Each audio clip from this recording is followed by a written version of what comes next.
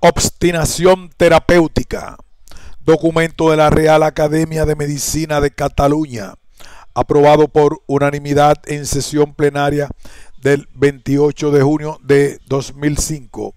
Redactores, ponentes, doctor Jordi Sanz Sabanfren, que en paz descanse, y doctor Frances Abel Fabré, sacerdote jesuita. Introducción. El tema que oficialmente preocupa más en nuestra sociedad en relación con las enfermedades irreversibles o terminales es en este momento el de la eutanasia activa. En cambio, se da una situación mucho más frecuente y motivo de sufrimiento innecesario para el paciente. Es la llamada distanasia, situación contraria a la eutanasia y consistente en la aplicación no suficientemente justificada en ciertos pacientes de tratamientos que empeoran su calidad de vida más aún que la propia enfermedad. No es extraño pues que la distanasia sea una de las razones por las que se solicita la eutanasia activa y por ello merece una consideración seria y rigurosamente analizada. En este sentido, la Real Academia de Medicina de Cataluña, RANCA, un organismo que ha cultivado y fomentado la reflexión sobre los grandes temas de la medicina, ha decidido pronunciarse corporativamente sobre la distanasia a través de un mensaje que pretende invitar a toda la sociedad a la reflexión. Definición. El llamado encarnizamiento terapéutico es una expresión coloquial popularizada por los medios de comunicación social en las lenguas románticas, que traduce de manera parcial, aunque expresiva, el término más académico de distanasia, palabra de origen griego que significa muerte difícil o angustiosa. En el vocabulario de la ética se utiliza la palabra distanasia para indicar la utilización en el proceso de morir de tratamientos que no tienen más sentido que la prolongación de la vida biológica del paciente. Consideramos que la expresión de encarnizamiento terapéutico implica una intencionalidad o por lo menos conciencia de que se trata de algo inmoral, que no se corresponde en la mayoría de los casos con la intención del médico.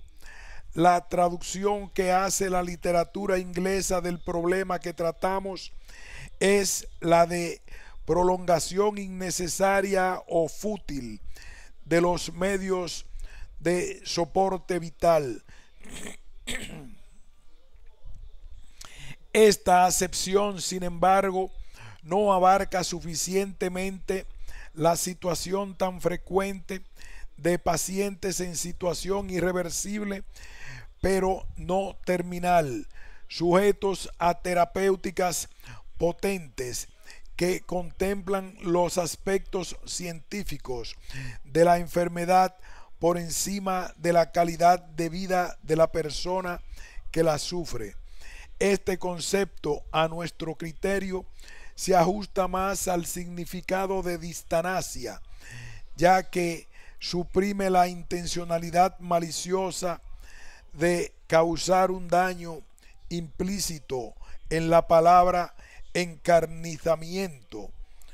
Insistimos en que esta intencionalidad no se corresponde con la realidad, no hace justicia a los médicos ni tampoco se adapta a todos los casos de prolongación del proceso de morir en los que el médico está implicado. Por todo ello, creemos que la expresión más adecuada es la de obstinación terapéutica que utilizamos en este documento. Factores causales. Básicamente, los factores causales de la conducta distanásica u obstinación terapéutica son: 1. Convencimiento acrítico de algunos médicos de que la vida biológica es un bien por el que se debe luchar, al margen de consideraciones sobre la calidad de esa vida, y que a tal fin deben utilizarse todas las posibilidades que la técnica ofrece. 2. Adopción de medidas terapéuticas que contemplan más los aspectos científicos de la enfermedad que al enfermo afectado de un proceso irreversible. 3. Ignorancia o desprecio del derecho del paciente o de sus representantes legales o familiares en su nombre a rechazar el inicio o continuación de tratamientos médicos que prolonguen el sufrimiento del enfermo crítico o la agonía del paciente terminal. 4. Angustia del médico ante el fracaso terapéutico y resistencia a aceptar la muerte del paciente. La dificultad del pronóstico, la experiencia del médico, la circunstancia del paciente, edad, prestigio, responsabilidad familiar, social o política, etc., pueden alimentar por tiempo excesivo la ilusión de que la evolución del proceso que lleva a la muerte se detendrá o cambiará de sentido, mejorando el pronóstico. Factores predisponentes. Son factores predisponentes de actitudes y conductas distanásicas la exigencia de los familiares de que se haga todo lo humanamente posible o incluso imposible para salvar la vida del paciente, la falta de comunicación entre el equipo asistencial y la familia en relación con los deseos del paciente expresados antes de encontrarse en estado inconsciente, la juventud del paciente y circunstancias que hacen particularmente difícil el pronóstico respecto a las posibilidades de supervivencia y calidad de vida. La práctica muy extendida e incluso en algunos casos beneficiosa sin duda de aplicar protocolos terapéuticos introducidos con el consenso de grupos plurihospitalarios y que contemplan tratamientos para personas con segundas y terceras recidivas de enfermedades neoplásicas irreversibles, comportan un grado de toxicidad nada despreciable y la necesidad de múltiples controles, sometiendo a menudo a los pacientes a sufrimientos incluso equiparables a los de la propia enfermedad. En casos extremos podemos hablar de auténtica medicalización del proceso de morir. La presión que se efectúa para la introducción de nuevos fármacos, la eficacia altamente discutible a priori, contribuye en gran medida a facilitar que se produzcan estas situaciones. Los pacientes con tal pronóstico ingresados en unidades de cuidados intensivos de hospitales de referencia, consideramos que son objeto de especial atención por las razones siguientes. 1. Los médicos intensivistas son los que probablemente reciben más presiones por parte de los familiares del paciente para agotar todas las posibilidades técnicas en un intento de salvarle. 2. Son especialistas muy bien entrenados para trabajar eficazmente contra graves lesiones y que afortunadamente consiguen recuperaciones de situaciones increíbles. 3. Reciben las quejas más duras cuando las cosas no salen como se hubiera deseado. Por ejemplo, recuperaciones totales o parciales después de traumatismos craneoencefálicos que dejan ciertos niveles de incapacidad. Además de algunos pacientes que ingresan en UCI, consideramos que también tienen alto riesgo de recibir tratamientos inútiles o desproporcionados los siguientes. A. Niños muy prematuros de muy bajo peso al nacer y pocas semanas de gestación, menos de 26 semanas y por debajo de 650 gramos de peso. B. Pacientes crónicos con historias clínicas graves y remisiones cuando entran en procesos irreversibles. C. Pacientes terminales, entre ellos los pacientes oncológicos en situación terminal y los enfermos de SIDA. D. Pacientes tetraplégicos, pacientes con enfermedades de evolución lenta, necesitados de respiración asistida, nutrición artificial enteral o parenteral. E. Pacientes con gran deterioro psíquico, afectos de patologías tipo Alzheimer u otras enfermedades degenerativas del sistema nervioso central SNC. F. Pacientes inconscientes en estado vegetativo, consistente o permanente, crónico.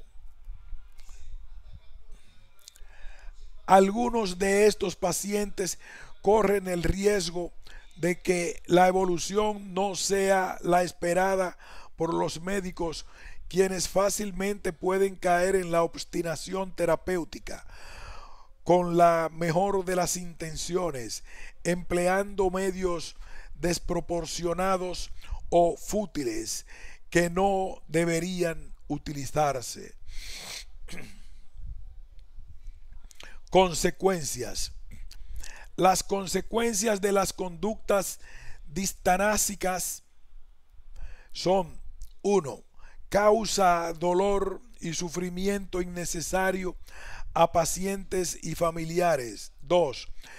Reflexión de los ciudadanos y pacientes sobre la necesidad de contar con apoyo legal para protegerse de lo que se considera un poder incontrolado de los médicos en el tratamiento de los enfermos. 3.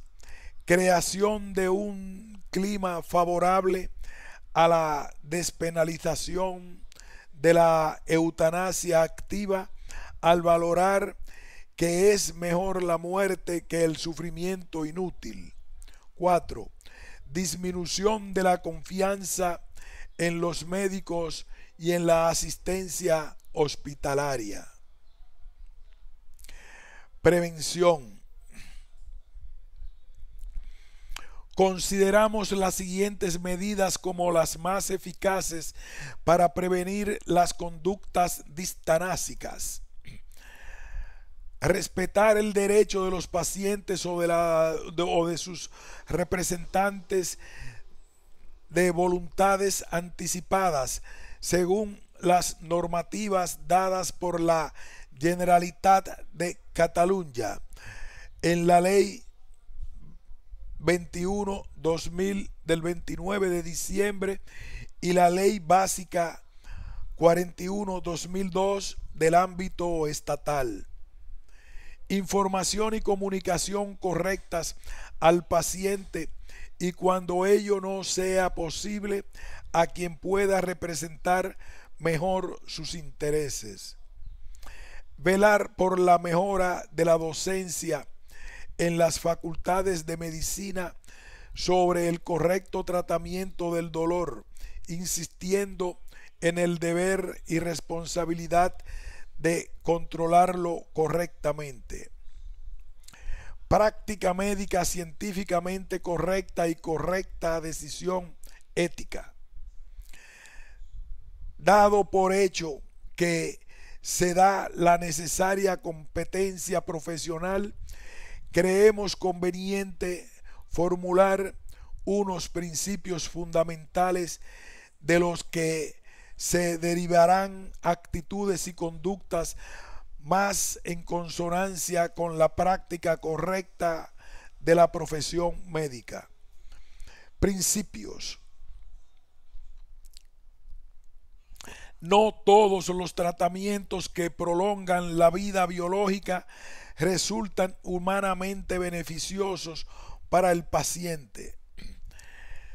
El beneficio del paciente tiene prioridad en relación a cualquier otro objetivo, centrado estrictamente en el proceso patológico. El médico debe cumplir siempre las exigencias éticas y legales del consentimiento informado. No debe iniciarse o debe interrumpirse un tratamiento cuando su inicio o continuación no tenga sentido de acuerdo con los criterios médicos más aceptados.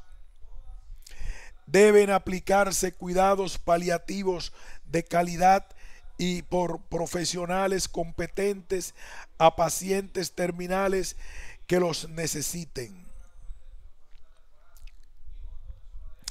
Debe tenerse especial cuidado en la correcta y veraz redacción y elaboración de la historia clínica del paciente. Actitudes y conductas. 1. Debe respetarse el derecho de todo paciente competente a rechazar un tratamiento si lo hace libremente, ha sido debidamente informado y ha comprendido el alcance y consecuencias de su opción. La intención del paciente inconsciente, si es conocida, debe también ser respetada. Si no se conoce, es conveniente que otra persona que le represente en calidad de fiduciario o mandatario tenga apoyo legal para decidir aquello que considera como más beneficioso para el paciente. El médico debe respetar la autonomía del paciente. No puede prescindir de su convicción de lo que más conviene al paciente, ni tampoco puede traicionar el objetivo de la medicina, orientado a tutelar los bienes objetivos de la salud con la valoración que les corresponde. 2. Nadie está obligado a someterse a tratamientos desproporcionados para preservar la vida, ni siquiera por una pretendida hipotética posibilidad de mayor realización personal, cuando no se siente con fuerzas para darle sentido.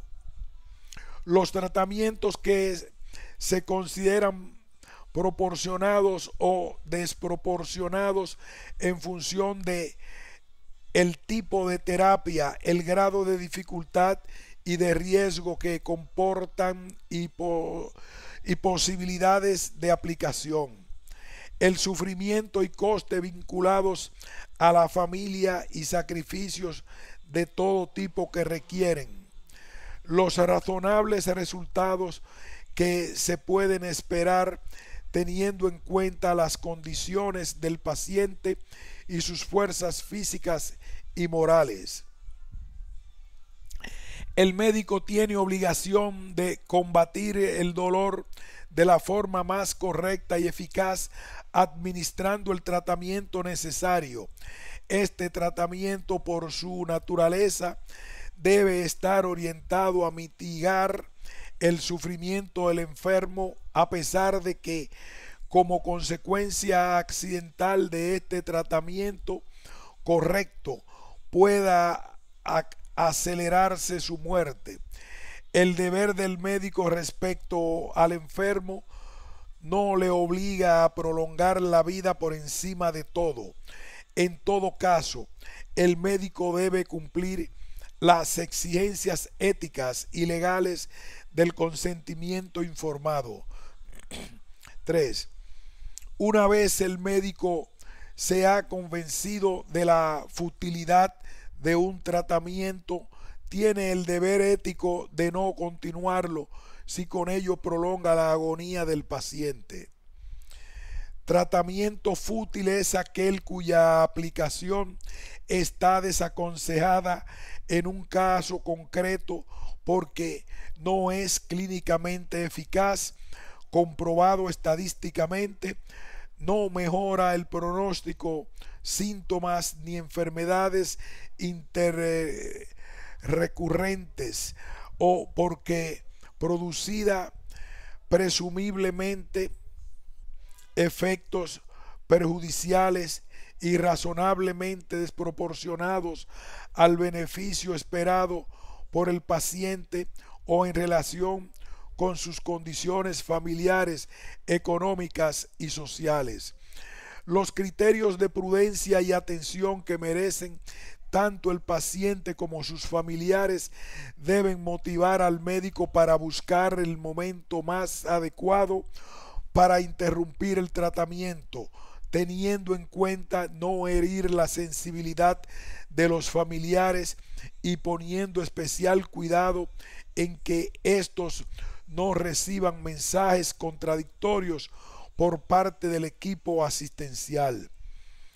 En los casos dudosos respecto al inicio o interrupción de un tratamiento, conflictos de comunicación con el paciente o sus familiares, es importante recurrir al Comité de Ética Asistencial del centro si se dispone de este servicio.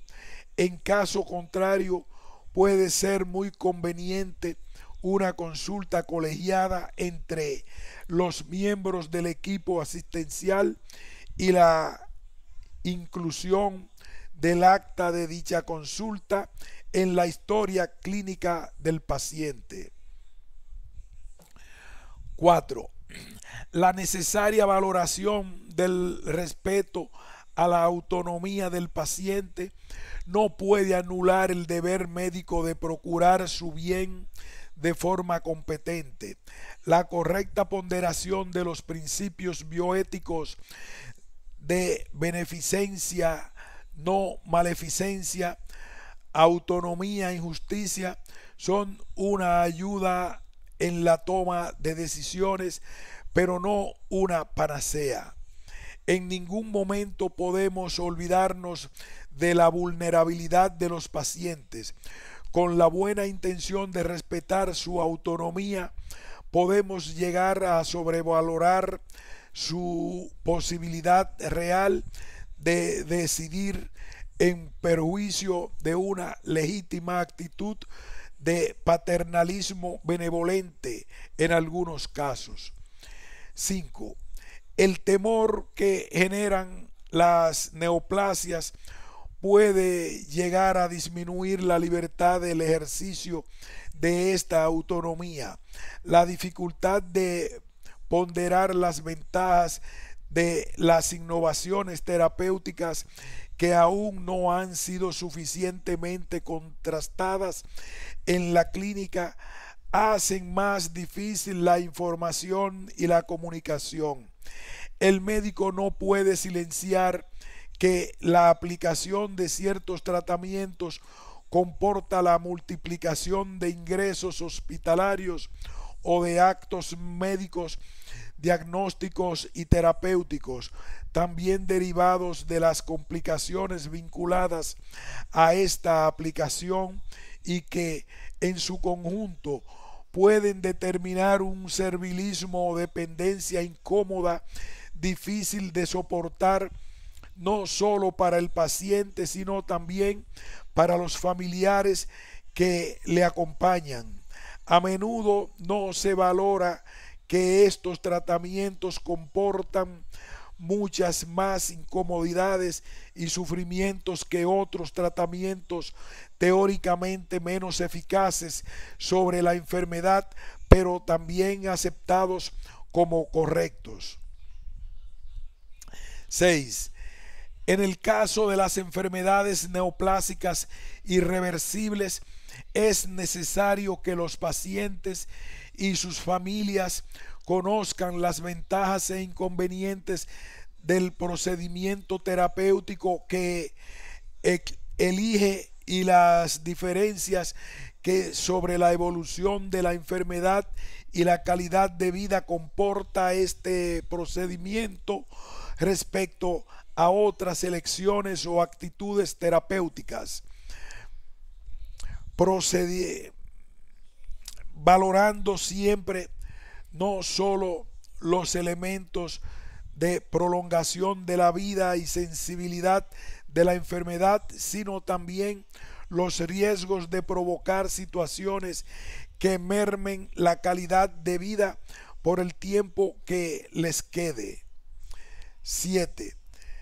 En pacientes afectados de enfermedades incurables y que no se han beneficiado de los tratamientos considerados más activos por la comunidad científica, debemos ser muy críticos ante la indicación y aplicación de protocolos de tercera y cuarta línea, los cuales, además de condicionar la continuidad de la servitud hospitalaria, los somete a efectos indeseables que pueden incrementar significativamente su malestar físico y psicológico al sumarse a los tratamientos vinculados a la enfermedad.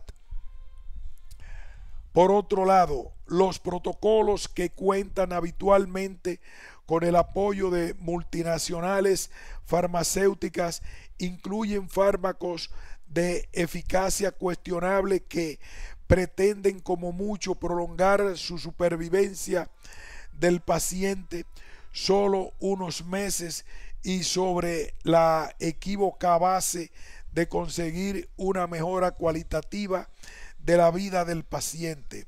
En realidad, demasiadas veces se sacrifica incluso esta calidad de vida al priorizar erróneamente el discutible beneficio de un breve tiempo más de vida.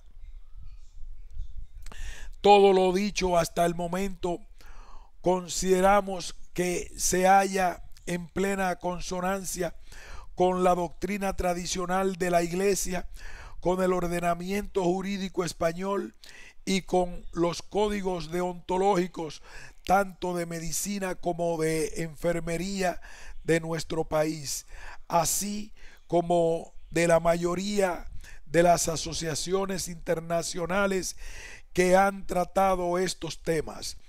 Ello no quiere decir que queden resueltos todos los casos particulares, pues aún muchos de ellos generan grandes dudas.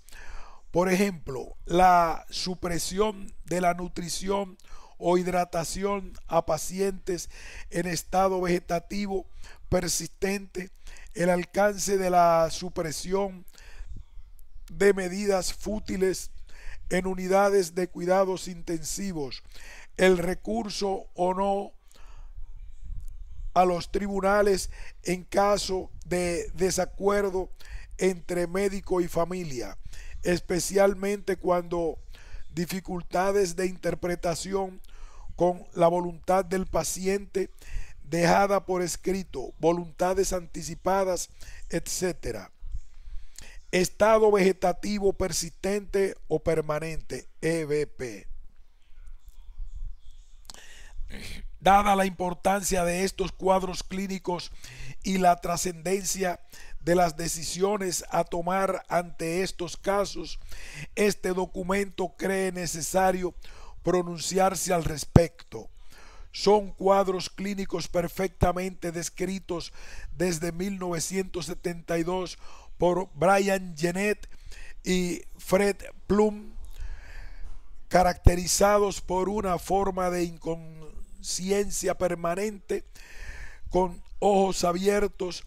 El paciente está despierto y experimenta ciclos fisiológicos de vigilia y sueño sin que pueda darse cuenta en absoluto de sí mismo ni de su entorno.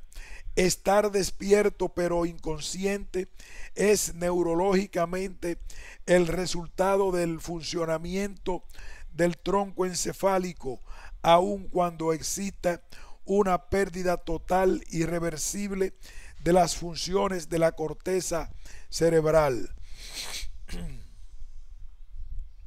Un intenso debate se ha suscitado respecto a los cuidados de estos pacientes.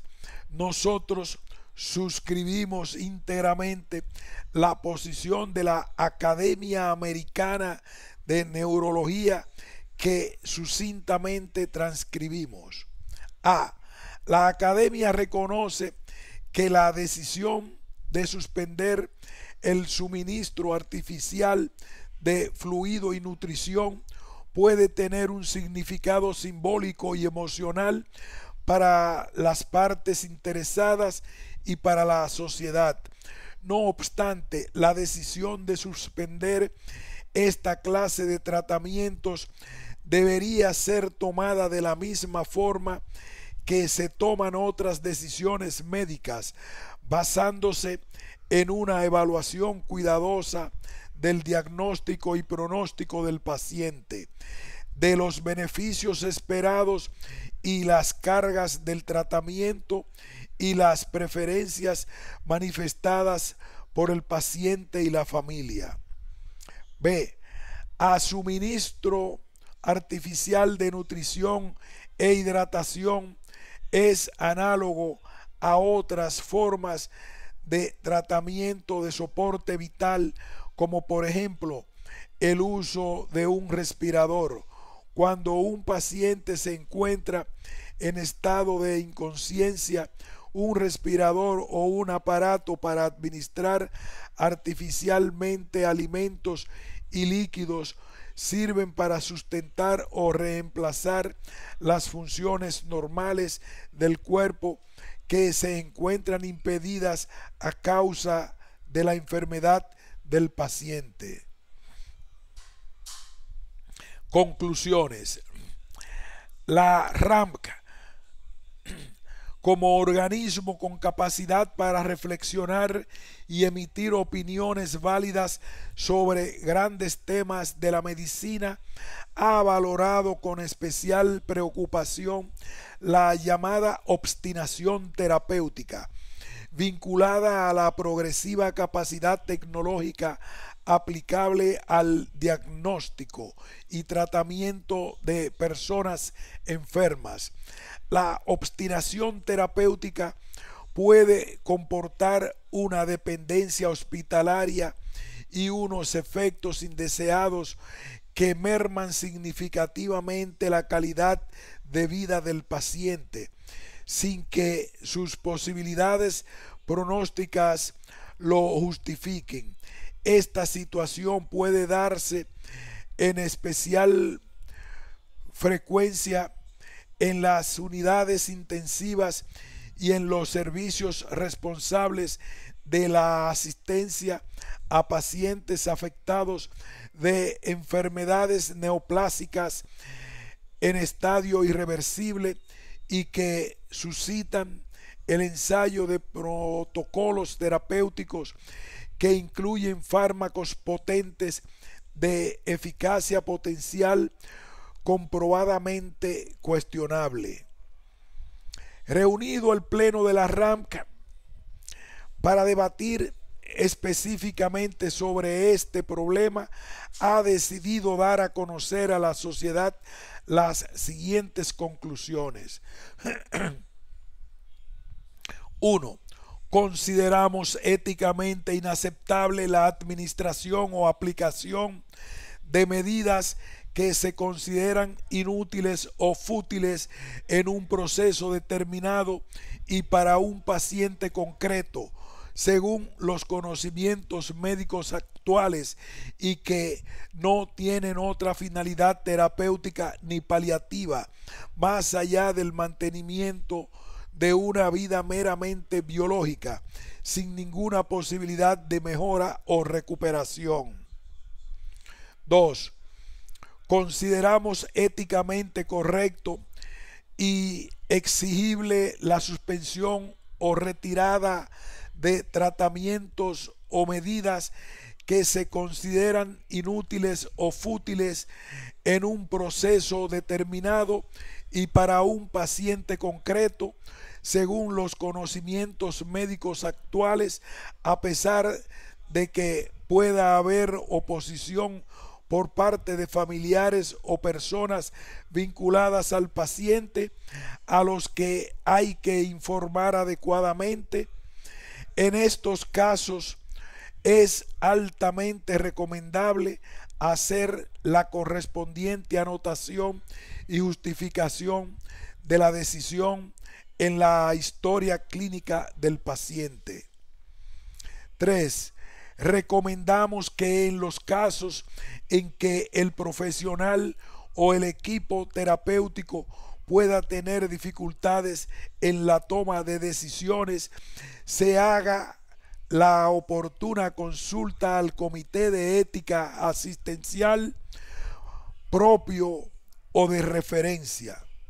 Barcelona, 28 de junio de 2005. Fin de este ensayo.